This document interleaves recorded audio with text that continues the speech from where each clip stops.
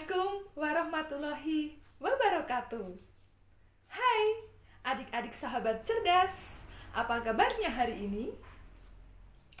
Adik-adik, perkenalkan, nama kakak Murtiana Nainggolan.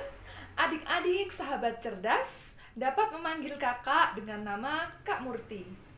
Kakak di sini akan membantu adik-adik dalam belajar bahasa Indonesia. Adik-adik sahabat cerdas, pada kesempatan video pembelajaran ini, kakak akan menjelaskan tentang materi yang ada pada kelas 12 SMA, yaitu materi tentang novel. Ya, adik-adik pasti di rumah mempunyai novel pribadi ya, atau novel koleksinya masing-masing. Adik-adik sahabat cerdas juga bisa nih menyiapkan novelnya masing-masing yang ada di rumah. Yuk adik-adik, kita belajar bersama-sama bab novel.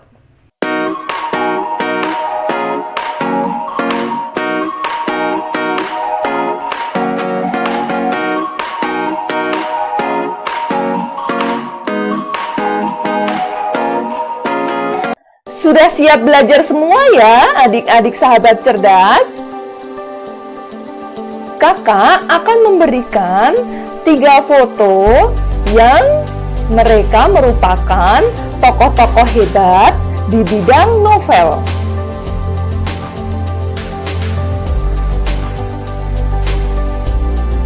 Kenalkah sahabat cerdas dengan mereka? Ya, benar. Foto yang pertama itu adalah Pramudya Anantatur. Foto yang kedua, yang paling cantik, adalah Ibu Asma Nadia. Kemudian, yang paling kanan adalah foto dari Andrea Hirata. Adik-adik sahabat cerdas, mereka adalah novelis-novelis yang kita kenal di Indonesia. Mungkin adik-adik sahabat cerdas sudah pernah membaca karya-karya mereka?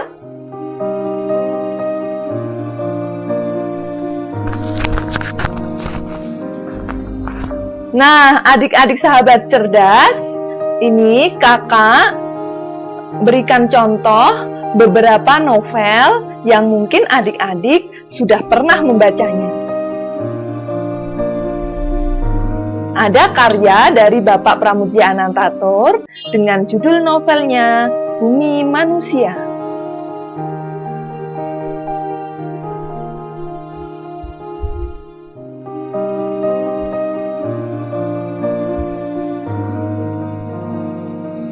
Nah, adik-adik sahabat cerdas, kakak memberikan 8 contoh judul karya novel yang mungkin salah satunya sudah pernah adik-adik baca di rumah.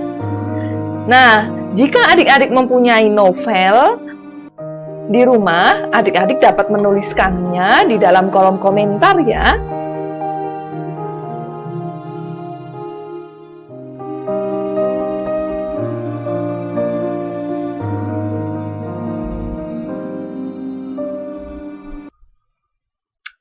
Adik-adik, kita mulai dari definisi novel. Novel adalah karya fiksi prosa yang ditulis secara naratif, biasanya dalam bentuk cerita. Cerita dalam novel ini bersifat imajiner. Apa itu imajiner adik-adik? Imajiner artinya bersifat fiksi. Fiksi artinya khayalan. Khayalan artinya tidak nyata. Ciri-ciri novel.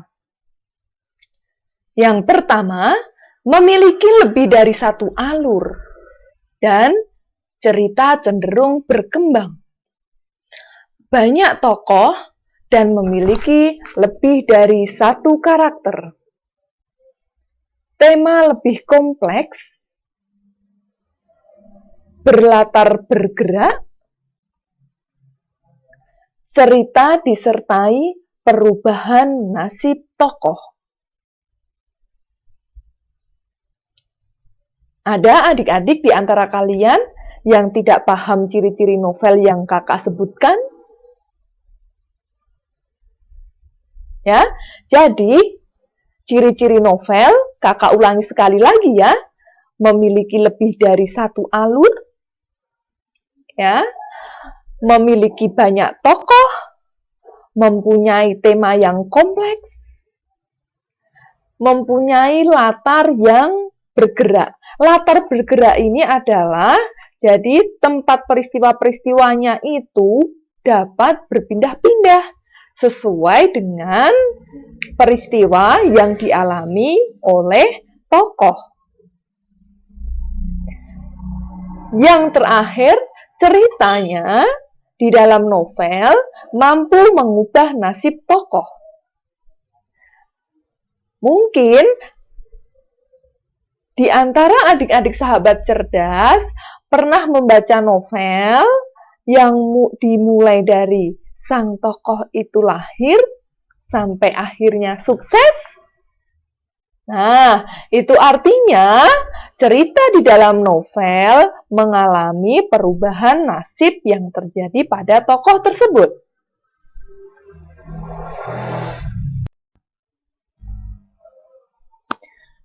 Selanjutnya, novel mempunyai unsur pembangun. Unsur pembangun adalah unsur yang mempengaruhi isi novel tersebut. Ya, ada dua unsur pembangun, yaitu unsur intrinsik novel dan unsur ekstrinsik novel. Unsur intrinsik dan ekstrinsik ini tidak hanya ditemukan di dalam novel. Benar adik-adik, ketika adik-adik belajar tentang cerita pendek, ketika adik-adik belajar tentang teks cerita sejarah, ketika adik-adik belajar tentang puisi, drama, semuanya mempunyai unsur pembangun, baik unsur intrinsik maupun unsur ekstrinsik. Unsur intrinsik adalah unsur yang dapat kita temukan di dalam teksnya adik-adik. Nah, sedangkan unsur ekstrinsik, unsur yang mempengaruhi cerita di dalam novel berdasarkan dari luar teks. Apa itu contoh unsur ekstrinsik? Contohnya adalah pengalaman dari pengarang itu sendiri.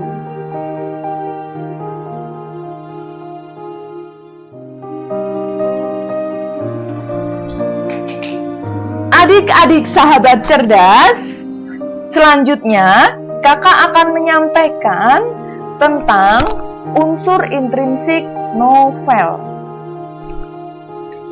Unsur intrinsik novel sebenarnya tidak jauh berbeda dengan unsur teks cerita pendek. Kakak yakin adik-adik sahabat cerdas semua yang sekarang duduk di kelas 12 sudah pernah mempelajari tentang unsur intrinsik teks cerita pendek. Unsur intrinsik novel ini yang kakak sebutkan juga terdapat pada unsur intrinsik teks cerita pendek. Yang pertama adalah tema. Tema adalah pokok pikiran di dalam sebuah cerita yang hendak disampaikan pengarang kepada pembaca melalui jalinan ceritanya. Amanat adalah pesan pengarang kepada pembaca melalui peristiwa-peristiwa yang terjadi di dalam novel. Unsur intrinsik yang ketiga adalah latar. Latar adalah waktu, tempat, suasana terjadinya peristiwa-peristiwa yang dialami tokoh di dalam novel. Yang keempat ada tokoh dan perwatakan. Tokoh adalah setiap individu rekaan yang mengalami peristiwa atau yang melakukan peristiwa di dalam cerita, sehingga peristiwa-peristiwa itu dapat menunjukkan perwatakan tokoh. Jadi adik-adik sahabat cerdas, tokoh dan perwatakan ini saling berhubungan. Perwatakan itu adalah watak tokoh itu sendiri. Bagaimana kita sebagai pembaca dapat melihat tokoh itu melalui peristiwa-peristiwa yang terjadi di dalam novel. Misalkan, adik-adik mungkin pernah membaca cerita tentang Harry Potter yang ada di dalam novel Harry Potter. Harry Potter di dalam novel Harry Potter tersebut mempunyai watak tokoh baik hati, suka menolong. Kenapa kita mengetahui bahwa Harry Potter itu suka menolong? Karena ketika ada kedua temannya yang mengalami kesulitan atau Harry Potter ini melihat sebuah peristiwa yang merugikan orang lain, maka Harry Potter akan membantu teman-temannya atau membantu untuk mengembalikan ke keadaan sebenarnya. Sehingga watak tokoh Harry Potter di dalam novel tersebut berwatak baik hati dan suka menolong. Jelas ya adik-adik? Nah, selanjutnya adalah sudut pandang. Sudut pandang adalah posisi pencerita dalam menyampaikan ceritanya. Siapakah posisi pencerita itu? Posisi pencerita adalah pengarang.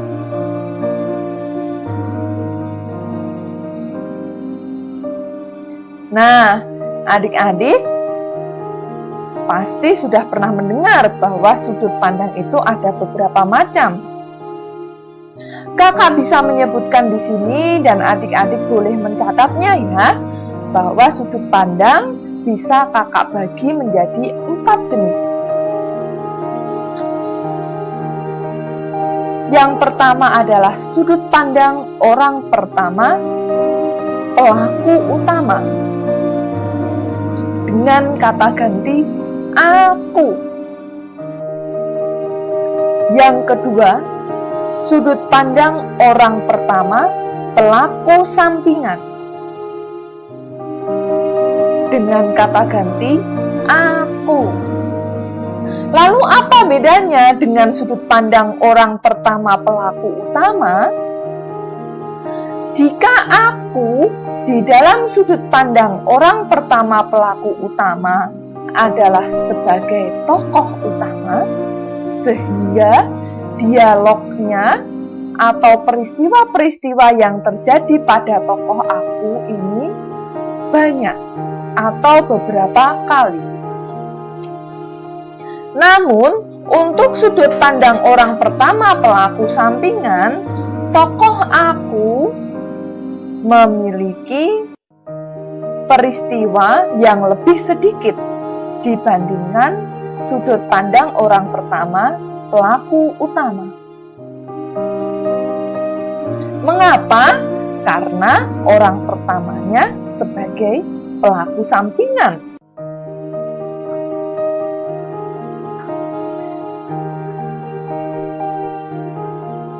Unsur intrinsik di dalam sudut pandang selanjutnya, yang ketiga adalah sudut pandang orang ketiga serba tahu. Sudut pandang orang ketiga serba tahu ini di dalam novel mempunyai kata ganti dia. Pengarang menceritakan apa saja mengenai berbagai hal yang terjadi pada tokoh dia itu sendiri. Yang keempat di dalam sudut pandang yaitu sudut pandang orang ketiga sebagai pengamat.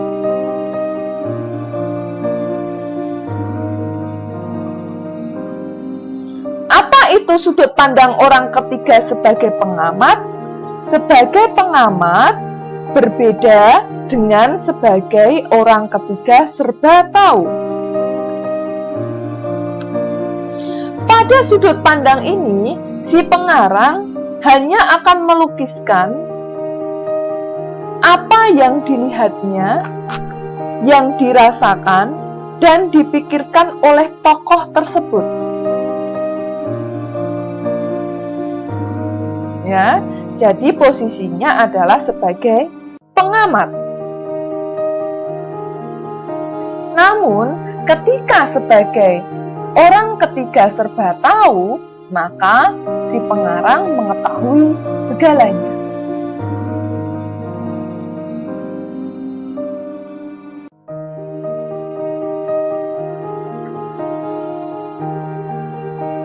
Nah, bagaimana adik-adik? Ada yang ditanyakan? Nah, jika adik-adik merasa kurang jelas, silahkan menuliskan di dalam kolom komentar ya. Di lain kesempatan, Ibu akan menjelaskan kembali tentang sudut pandang di dalam sebuah video. Selanjutnya adalah alur. Alur itu juga memiliki beberapa macam. Ada alur maju atau progresif, ada alur regresif, dan ada alur campuran, ada alur flashback, dan juga ada alur kronologis. Silakan adik-adik catat, ada 5 jenis alur.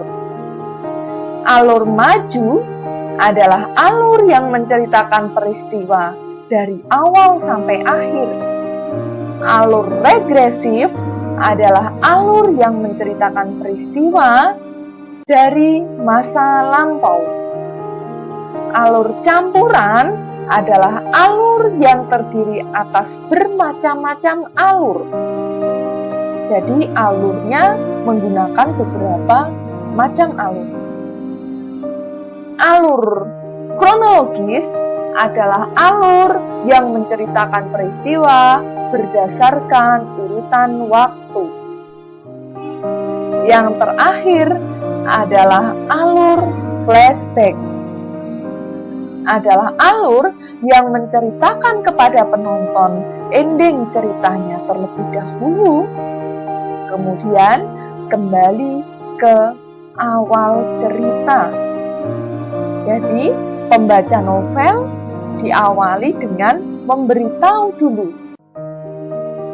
akhir cerita, kemudian pengarang mengajak pembaca ke awal cerita. Itulah yang disebut sebagai alur.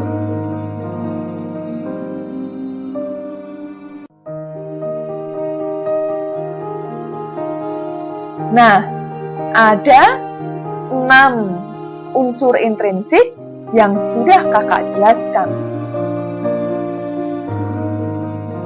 Bagaimana adik-adik? Nah, adik-adik, materi selanjutnya adalah unsur ekstrinsik novel.